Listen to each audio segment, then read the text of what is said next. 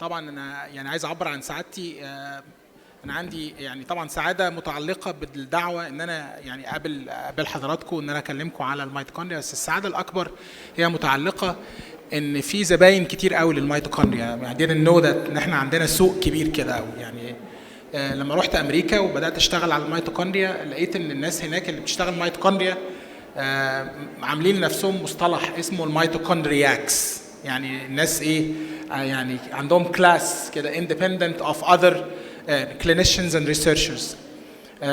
فالحقيقه لما رجعت مصر وبدات اشتغل على الميتوكوندريا وعملت يعني very advanced laboratory، كنت بخدم نفسي بس، يعني ما كنتش الحقيقه شايف، ما كنتش اعرف ان في هذا الاهتمام بموضوع الميتوكوندريا، وده كان واضح جدا من المحاضرات السابقه اللي انا حضرتها.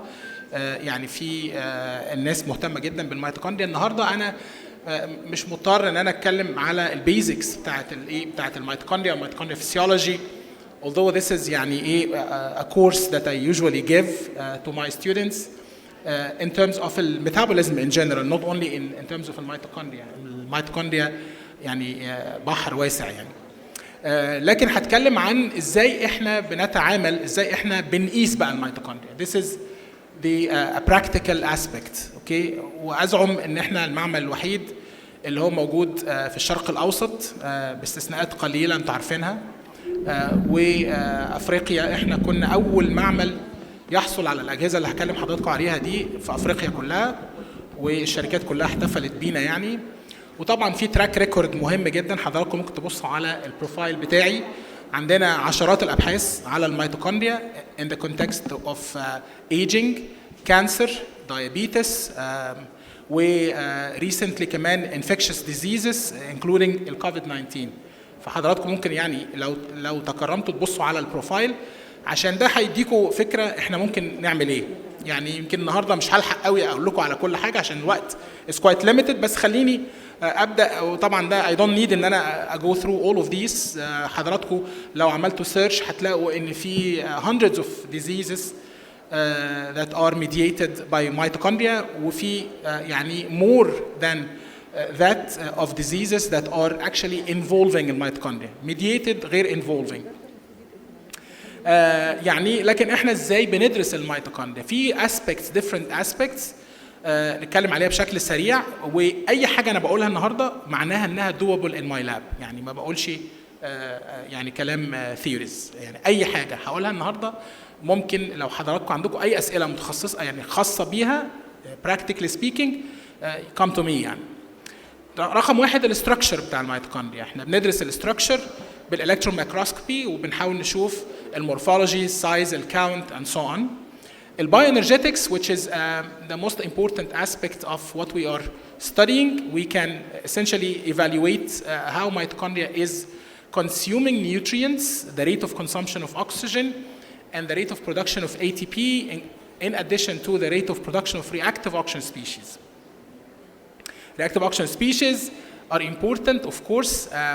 Mitochondria role in multiple يعني stress states, like for example the response to stress, whether this is mechanical, heat, nutritional, any type of stress, we can analyze the mitochondrial response to it. Dynamics، يعني اساتذتنا اتكلموا عن موضوع dynamics وموضوع امتى الميتوكوندريا بيحصل لها fission وامتى بيحصل لها fusion. دي كلها aspects that we study regularly in my lab. Oxygen consumption is our يعني gate or our window to understand how mitochondria really operate and whether there is or there are any defects in any of the enzymes and complexes in mitochondria. هديكوا examples. طبعا different metabolic pathways. We are also able not only to analyze the mitochondria but also the other metabolic pathways including glycolysis. وبنطلع ب يعني زي ما هوري حضراتكم برضه في اكزامبل الفيول اللي هو البريفيلينج فيول that is utilized by a given cell ايه هو. بندرس what kind of reactive oxygen species، مش مجرد كده كلمه الراس، لا كمان we can identify, we can quantify and we can study the dynamics of reactive oxygen species, whether resulting from the mitochondria or from other enzymes in the cells, for example, those enzymes that are associated with the immune or innate immunity. and where they are formed and what kind of damage they are inflicting on the cellular components, including tissue damage, protein mutations, and DNA mutations. Signaling, we study apoptosis, calcium dynamics, which is very important to the muscle function, also the thermogenesis, and so on, okay? We study these through an advanced laboratory for metabolic studies that is currently available in مستشفى 57 357. الكومبوننتس الأساسية بتاعته هو اليونيك Ouroboros O2K stations. This is a highly sophisticated system of German technology that's capable of high resolution measurement of reactive oxygen species and oxygen consumption at a very, very low levels. And this is essentially is capable of measuring mitochondrial function in any biological specimen, including cells, biopsies, tumors, and so on. We regularly are using this to study metabolic profiles in excised tumors, in muscle biopsies, in suspended cells, and so on. We can also use it to study in parallel which complex in mitochondria is producing reactive oxygen species. And also we can study calcium dynamics, calcium sequestration, the role of mitochondria in calcium dynamics. And reactive oxygen species, as I said. We have also another system which is used to profile the metabolism, like for example glycolysis versus beta oxidation or fatty acid oxidation, glutaminolysis or oxidative phosphorylation. We can study this. The disadvantage is that this is only doable in attached cells. Okay. We have a system that also is specialized in measurement of reactive oxygen species, identifying reactive oxygen species, quantifying reactive oxygen species, and also studying the damage inflicted on proteins. For example, human serum albumin, what is happening to human serum albumin under oxidative stress and inflammatory conditions. And we have been able to publish papers in that regard. We have a paper that's published on COVID-19 mortality prediction using the damage or probing the biophysical changes that happens to human serum albumin. This was published in eLife, which is a big journal. Also, we have imaging system. We have a multi-well plate reader. Of course, I don't need to go through all of these diseases that are in children that are involving mitochondria. Probably or definitely you know better than me about this. Also the importance of mitochondria function in fatigue and muscle fatigue. These are all relevant problems to the crowd here. I think if you would like to study any of these molecular factors that can reveal what's happening to mitochondria, we'll be able to help. In order to give you an idea on what we actually are doing, of course, there are a lot of data around cancer or aging and other diseases. However, I decided to show you some of our case studies. Okay, it will tell you exactly what we are doing. This is a case study of a young female, a 17 years old young female that is suffering from so many clinical symptoms. They are highlighted here in green, but these are including fatigue, including abnormalities in reflexes, including difficulty walking and exercise-induced muscle fatigue, and plenty of other things that are seen in this young lady. I've been contacted by her mother. She said that physicians are not able to diagnose the exact problem. I advised just sending some sample for whole exome sequencing, specifically following mitochondrial genome, and actually we did that. However, the interpretation and the results came that there is a variant of uncertain significance has been detected, and specifically this variant is in complex 2 coenzyme, actually the cytochrome C oxidase gene, which is the complex that is very important in mitochondria, complex 4. And what is actually reported is that they don't know exactly whether this is really responsible for the symptoms or not. Okay. Here you can see the relevance of this enzyme mutation to many of the clinical features of this young lady. However, this particular mutation has not been reported previously to cause or to be of relevance, of pathological relevance. So now we had to run some studies with hypothesis-driven plan. We wanted to know if there are actually a mitochondrial dysfunction that can explain the symptoms that are observed. Next, what kind of problems, what kind of mitochondrial problems, if these deficits are present. Also, are there any signs of inflammation? Of course, many of the previous lecturers and presenters talked about oxidative stress and the delicate balance of oxidative stress and redox modulations. So we usually study the signs of inflammation through the signs of oxidative stress. Our research design, I'm sorry that this slide is reporting what we do for brain tumors, but just replace the brain tumor with a muscle biopsy or a blood sample. But what we do, we actually are dividing these into parts, and we study the respiratory function in addition to a flow cytometric analysis.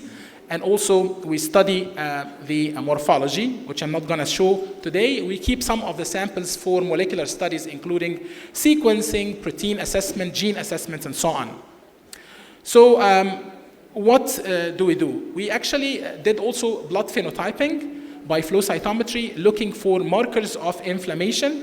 Let me show you the exact parameters that we studied. We actually wanted to see the differential immune cell counts in the mother versus her daughter. So we compared the mother and the daughter because, of course, the maternal inheritance. Also, we studied the aggregability of the different blood cells. We studied the mitochondrial activities in platelets isolated from the daughter versus the daughter versus the mother. We studied ROS production, and we did also study the RBCs.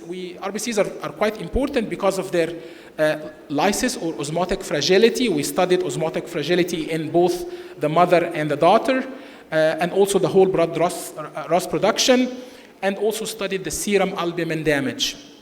Probably I will not have a lot of time to discuss all the results, but let me show you the most striking features. This is the counts and the aggregation. Counts are not really different between the mother and the daughter. However, the aggregation between the monocytes and neutrophils, and also the aggregations between the neutrophils and platelets, are much higher in the daughter.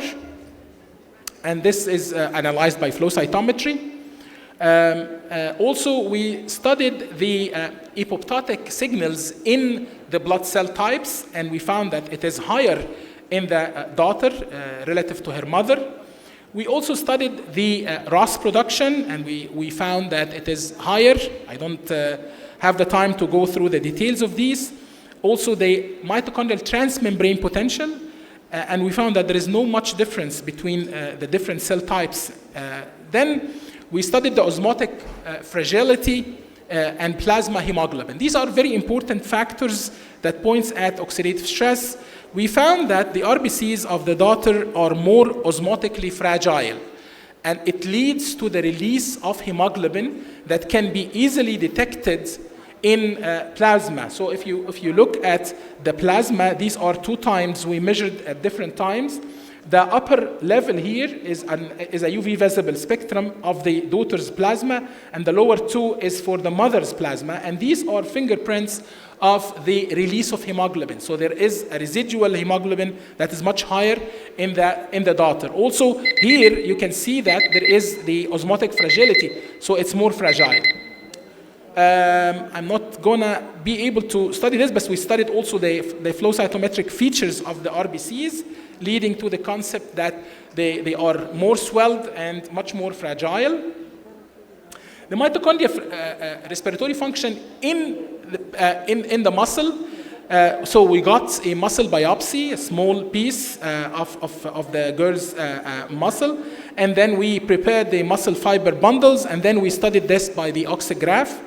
What we do is that we interrogate mitochondria by sequential addition of substrates and inhibitors, and to make a long story short, we found that there is a significant difference between the muscle performance, the mitochondrial performance, in all of the respiratory states. The respiratory states of the mitochondria of the muscle is much lower in the girl. Then we tried to see if it is reflected in the platelets. So it's a much less invasive test, and we found that this defect in mitochondria is actually also present in the mitochondria in platelets.